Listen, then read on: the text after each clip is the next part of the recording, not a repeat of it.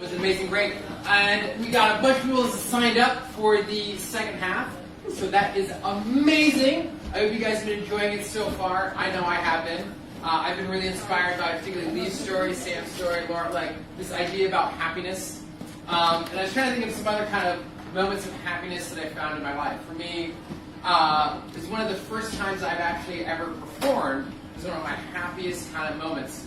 And it's actually kind of a funny story. And I think I've told this one before, but I love telling the story. Especially a friend of mine, anytime she introduces me to any of her friends, she's like, you have to tell this story. So during that time when I worked at the soup kitchen, I actually worked at a part-time job in Chicago at a place called The Pints. And this is a story of the time of one of my very first performances, and I was a stripper twice. 3 times, no. 3 times. Well, hey. Welcome to Clockwork After Dark. Oh, stop it. Oh, thank you. No, so when I was. Oh, and that's how we bomb. That's how we go. As an American comic, though, I've never actually bombed on stage. I just had mashed beans instead. Oh my God.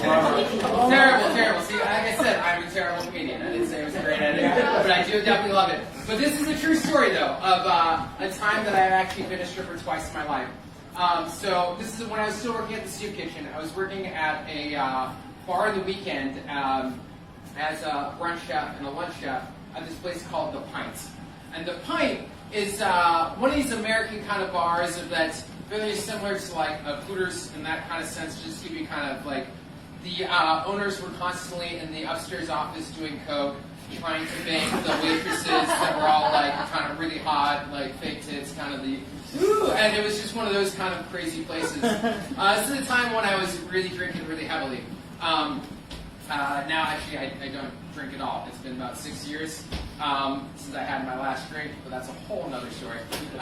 So one Saturday, the owner, Kevin, he comes up to me and says, "Hey, Dave, what are you doing tonight?"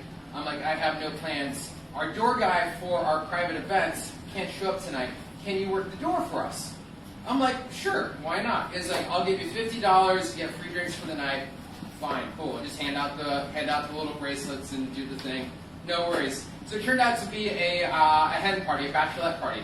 And so Kevin and I are like joking of like, hey man, like joking how they have like a sex therapist but no stripper. And as you've seen before, I love to dance. I'm not necessarily very good at it, but I love to dance.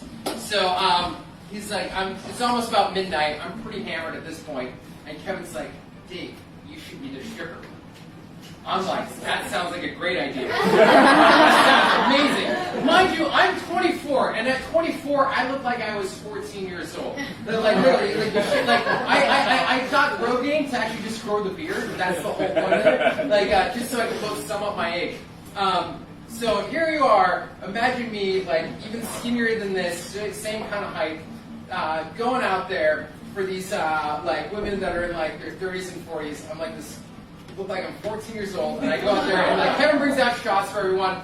Brad, you can have a seat here. The door guy just wanted to wish you guys wanted to do something special for you. Puts on a song, and I just start going at it, right? Just start closing off. Of course, I'm not prepared. I'm pretty drunk, and I'm like falling over a little bit, and like I'm up on her, and then like all the other ladies are starting to get into it. Like my ass is getting spanked. And that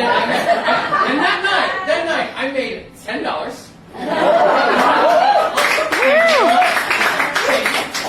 Made $10. I got 3 phone numbers and went home to bridesmaids. So I was feeling pretty good about myself. And so I went around the bar that I did this. And one of my favorite bartenders there, Nicole, she came up to me one day after I finished my shift. Was like, "Hey Dave, my birthday's coming up, and there's something I've always wanted for my birthday. I've always wanted a stripper for my birthday. Will you be my stripper?" How can you say no to a request like that? I mean, really, like I felt so honored. So I had now time to plan for this kind of thing. So at the soup kitchen, we got a lot of clothing donations. So I was able to find like those kind of like the breakaway like pants. And I was like, all right, I need to get a G-string. But I was like, so I wanted to, yeah, I did it. So I got a thong. But the thing is and this is, I'm also going to admit, the only time I've stolen anything in my life.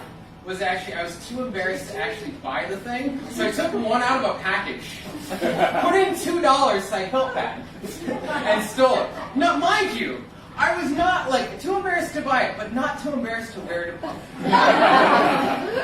So I ended up, so the night of the party, I thought it was going to be in the back room with just kind of our friends and everything, so it'd be a good laugh.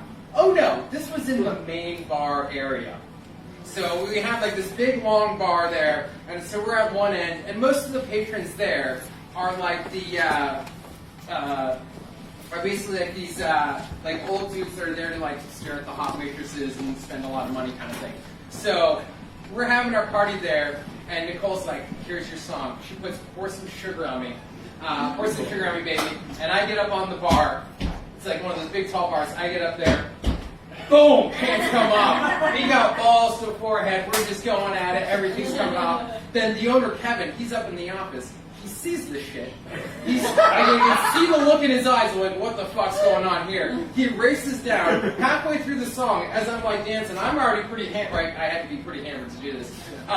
So as he's like, what the fuck you doing? He tries to grab me, grabs me with my ankle, and I literally go, there we go. Balls and dick right over Nicole's head, and I land literally right in front of this old dude who was just like freaking out. And then Kevin like pulls me out. He's like, "What the fuck are you doing? I should fire you." I'm like, dude, you're the one who started this thing. And here's the thing though. That night though, I once again made $10. I got 3 phone numbers, and I went home with Nicole's friends. So that was one of the first times. I know, it's so funny, and at least I brought some happiness to Nicole there. At least I like to think so. Yeah. So that is my other kind of crazy, funny story there. So throughout the night, so we have some more stories to tell. We have some more storytellers. But in the audience, what I didn't tell you guys in the first half is I actually have some secret judges out there who are judging the stories. And at the end, they're going to pick 3 winners, and those winners are going to get a Lee, can you hold them up for me? Some awesome certificates that say Dublin Story Time, that I'm freaking awesome, and I told the story at Dublin Story Time. And also along with that, the owner Kieran has said anyone who wins one of those gets a 3-month membership here at the Clockwork Domain. I hope I get that. Yeah. So without further ado.